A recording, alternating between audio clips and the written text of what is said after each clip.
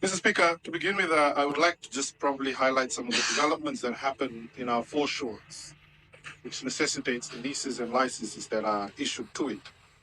They include tourism leases, foreshore developments, jetties when it becomes necessary to construct, wet leases in our mangroves and marine conservations, for example, the one that we presently have in Naitomba Island, and of course, when there's a need to have filming consent, such as the shooting of the Survivor Series and Love Island. Now, there are 6 main steps in the process of applying for foreshore lease or license, with a meager application fee of $30. I think it's time to review that because of the extent of economic uh, capital that is usually driven into these sorts of projects. But step 1, Mr. Speaker, is of course the acceptance and the vetting of the application and the checklist. I'm sure the Honorable Kirpal would know and would have already seen. This information, Mr. Speaker, is readily available on the public portals of the Ministry of Lands and Mineral Resources. Step 2, Mr. Speaker, involves the consultation and consent of customary fishing rights owners.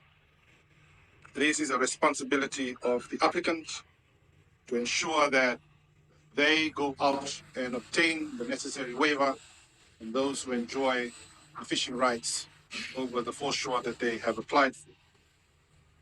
The consent waiver of fishing rights is then checked against the records that is held by the Itauke Land and Fisheries Commission, commonly known as the Wetaringanua. And once 60% of that is confirmed, then that particular step is satisfied.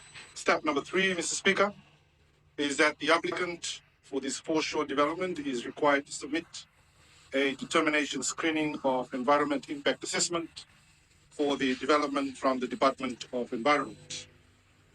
Step 4, Mr. Speaker, is the determination of compensation sum for loss of customary fishing rights. This is the process where the Director of Lands requests the Director of Fisheries to provide a quotation on the total logistics costs necessary for the team to conduct a fisheries survey and to compile a report determining the quantum that might be due to the Itauke Land and Fisheries Commission that has registered the customary fishing rights to the custodians. That payment is made into a trust account once that step is completed. Step number 5, Mr. Speaker, upon completion of all the steps 1, 2, 3, and 4, the submission is then made to the Minister for Lands, requesting approval for publication in the Gazette by public notice.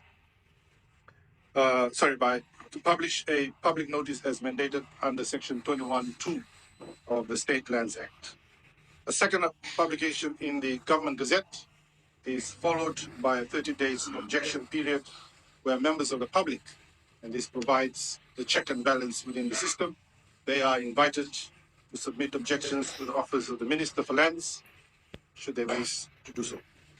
At the end of the objection period, all objections are collated and submitted to my office, and that would also include a final brief from the Director of Lands and his team.